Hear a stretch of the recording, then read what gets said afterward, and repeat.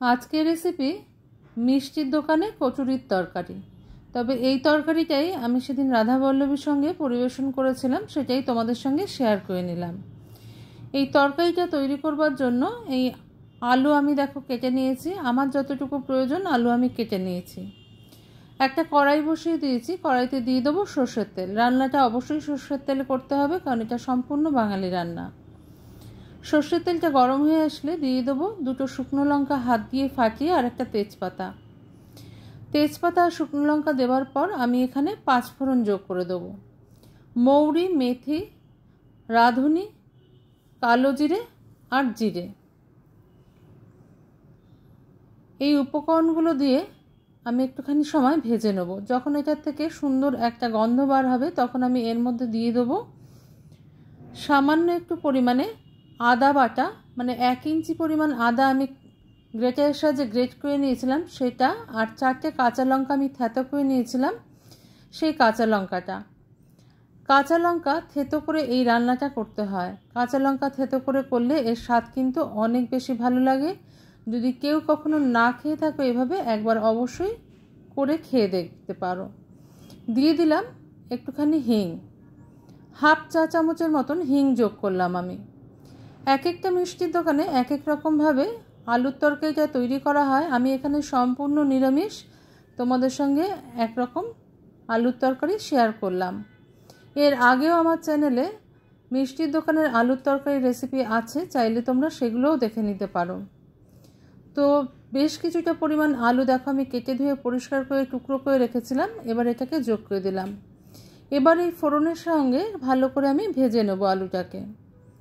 Welcome to my cooking channel Shatabdi's kitchen. Shatabdi's কিচেনে তোমাদের সবাইকে স্বাগত।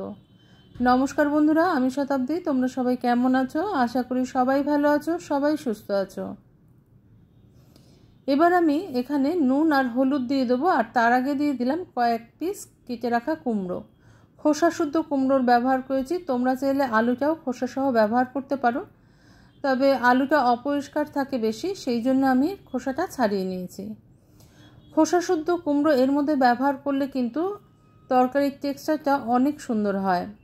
দিয়ে দিলাম একটু নুন আর একটুখানি হলুদ। শুধু কচুরি নয়, রাধাবল্লভীও এক ধরনের কচুরি। দিয়ে দিলাম একটু শুকনো লঙ্কার গুঁড়ো। লুচি, পরোটা, রুটির সঙ্গে খেতেও এই তরকারিটা কিন্তু অসাধারণ লাগে। কেউ যদি কখনো এভাবে না বানিয়ে থাকো একবার ট্রাই করে দেখতে পারো এটা কেমন লাগে খেতে। আর দেবো একটা স্পেশাল মশলা, সেই স্পেশাল মশলায় কিন্তু এই তরকারিটা খেতে অনেক বেশি সুস্বাদু হয়। তো সেটাও আমি তোমাদের সঙ্গে শেয়ার করব। একটা নয়, 2 রকম মশলা ব্যবহার করব আমি এখানে। ভালো করে আগে এই মশলার সঙ্গে আলু আর কুমড়োটাকে আমি কষিয়ে নেব। কুমড়োর পরিমাণ কিন্তু খুব বেশি রাখার দরকার নেই, খুব সামান্য একটু দিলেই হবে।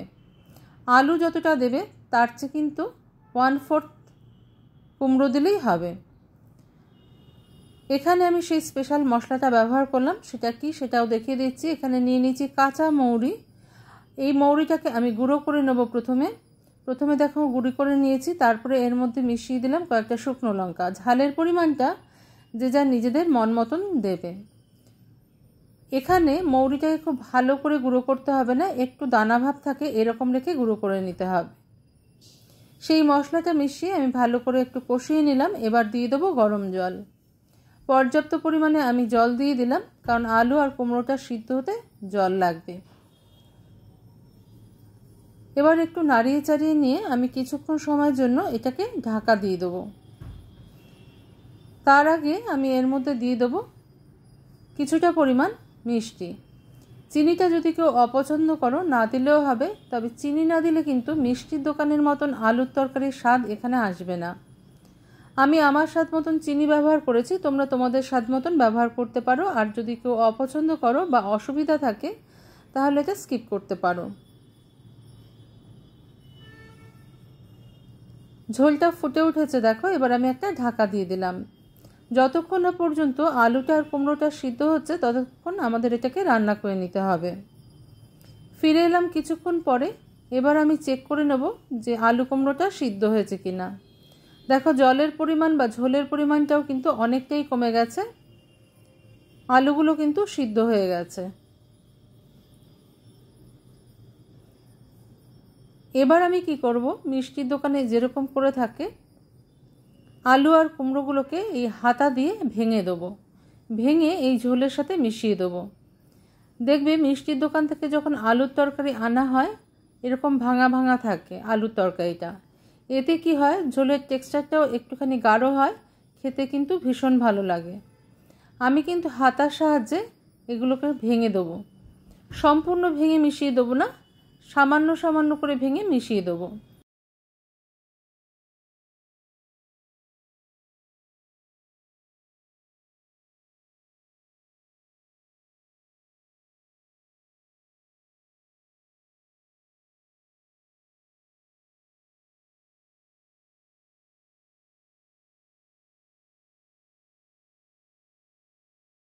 মেশানো হয়ে গেলে এবার আমি এর মধ্যে দিয়ে দেবো কিছুটা পরিমাণ কসুরি মেথি।